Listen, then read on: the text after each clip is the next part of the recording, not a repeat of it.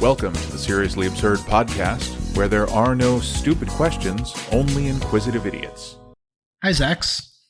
Hi, Lab. Today we're talking about numpads. Are they necessary? Do you have one? Now, to be totally clear here, we're talking about the sort of 10-key numeric keypad on the right-hand side of a computer keyboard, yes? Yes. So, yes, I do have one. Okay, I have one too. This might be a short episode because we agree, and this is more of griping about people who disagree with us. Because I think a numpad is essential to any daily driver computer. For basically any personal or professional task. You need it. So, what do you think? I'm less... militant? Yes, that is the perfect word. I am less militant in my advocacy for the numpad. I personally just like having the utility of typing numbers with one hand. I find that when typing, it is a little cumbersome for me to reach up to the number row when I'm, typing with two hands, and just being able to rapidly input numbers on the numeric keypad just feels a little more natural to me. The one thing that is missing from the numeric keypad that I wish it had is an escape key. Unfortunately, the escape key is at the complete opposite end of the keyboard. And the reason that I say this is because often when doing data entry in Excel, if I make an error, I don't have a backspace, but if I have an escape, then I can undo the change that I made, and then I can, re-input the number. So maybe also having a backspace key adjacent to the numpad would be useful. But I do not really ever use the numpad as a calculator input pad. Like really? I don't use the arithmetic buttons when I am using the numpad. It is purely about the digits 0 through 9. All right. So, I'm trying to be entertaining and militant about my evangelism for the numpad just because I think it's so necessary. I thought it was necessary, as, a kid, as a student, and I still think it's necessary in my professional life. But I'm also an engineer and I work with numbers a lot. So there's going to be a necessity there. But I think even from a personal perspective, I have used my numpad today to just do random math that I encounter throughout the day. Maybe other people don't encounter random math throughout the day, but I do. And I pull up the calculator. I often pull up Wolfram Alpha or just Google search and put in the math I want to do. What's 15 times 80 and have that through the numpad. So there's value there, and I think most people's lifestyles are going to lend themselves to liking a numpad. And if they don't use a numpad, it's because they never got accustomed to one. Because they have the numbers 1 through 9 and 0 on the top of their keyboard. That's the first thing they used, and they never investigated the possibility that it could be faster if they were to use the numpad. So that's what I'm going to posit here, is that people should be using the numpad more often than they do, even though the numpad may not be necessary for everyone. What is not necessary for anyone is using the numpad without numlock. That I disagree. All right. So explain. There is functionality in Windows, which I've used on more than one occasion, within probably the last year or so, where you can use the numeric keypad with the numlock off as a virtual mouse device, which is incredibly useful when you are interacting with a computer and all you have is a keyboard. I have never encountered that before. I need to try this now. So what I was thinking... Okay, go ahead. It's called mouse keys. You can find it in the accessibility options. Okay, but how many people use this?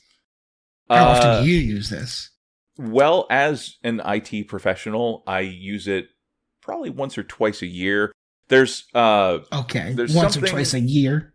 there's something known. I mean, I don't physically interact with server equipment in the same way that a lot of people do. But when you have a portable crash cart for connecting to a server machine, you usually have like a cart that has a display and a keyboard and a mouse. The thing is, mice in a data center environment get dropped a lot, and eventually they just stop working. And being able to navigate very well from just the keyboard is a valuable skill for an IT professional that is interacting with servers. Now, it's actually been a few years since I have been directly in a data center or lab environment, so I use it less frequently now than I did in days past. This is the most niche use case you could possibly imagine, where you're in a data center using a crash cart with a mouse that doesn't work properly because it's been dropped too much. Yes. That's not even not common. That's extremely rare. So I don't think that's really contributing to your disagreement. Well, because there's not there. You said nobody and not nobody. The vast majority of people need a numpad, but lots of people don't know that they would like a numpad. Sure. So, and the thing about numlock is I happen to have a pair of calipers with me that I keep on my desk at all times because I'm a nerd. But I can measure the distance between any two keys on my keyboard, and I can look at the numpad and what the function of those keys is when numlock is not pressed. So you can see the 7 key becomes the home key. And if I take my calipers to find the distance between that home key, that's also the 7, and the dedicated home key, I get 42 millimeters, which is a tiny, tiny amount. If I go from the arrow keys to the dedicated arrow keys, I get 50 millimeters, also a tiny amount. Same right-handed that you're doing. The end key, the page down, the page up, delete, insert. That's all stuff that's available like 2 or 3 keys over on your keyboard, on a normal, US full-size ANSI keyboard. So unless you're using mouse keys, which is useful in a very particular use case in data centers, and not for the vast majority of people who don't know that it exists, using a numpad without numlock is entirely unnecessary. And I think numlock should be inverted. I think it should be the key you press to make it something other than a numpad, not the key you press to make it a numpad. Because I've got that one light on my keyboard at all times because I never turn numlock off. So I think it just comes down to form factor.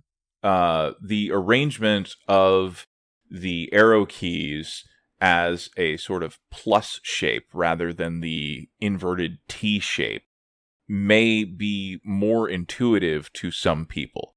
It's not to me. I don't know. We were just talking about in the last episode how everyone's getting, accustomed to using keyboards from birth. Right. And you're saying that they're just not going to know how to use the normal arrow keys? Or the WASD? It's not a matter of not knowing. It's a matter of sort of preference for... So, okay, here's a great example.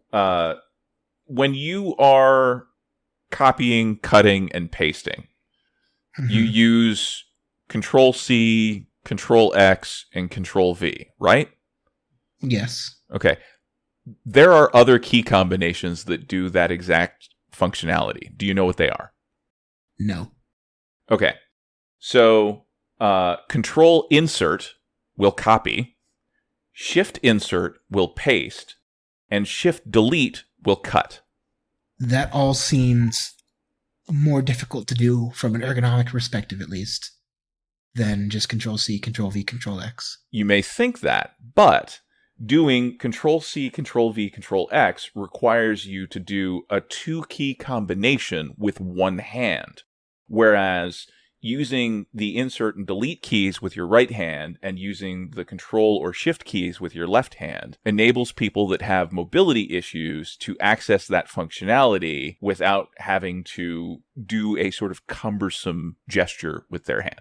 It's just a matter of preference. And actually, I find myself personally using those shortcuts just as much as I use the regular ones. Because I like having the utility of doing it with two hands and fewer combined key presses with a single hand. And you're someone who's not disabled in this way. No. So that's what I don't want to do, because I feel like I came on too strong with the saying that everyone needs a numpad and no one needs a numpad that's not set to numlock. And I'm backing it up a little bit, because there are instances where someone's disabled or someone has a very specific use case, where their mouse doesn't work. And they're going to want that functionality in one form or another. But let's distill this to another problem, another question I'm going to ask you to end this, which is, if you are buying a keyboard for either yourself or a random, let's say a new computer user, like a kid, would you buy them a 10-keyless keyboard or a full-size keyboard with a numpad? Would you have a preference? Full-size keyboard, hands down. Okay. So you never want the default to be without a numpad. No, the only instance. So I do have one keyboard that doesn't have a numpad, and it is the wireless keyboard that I use with my home theater computer.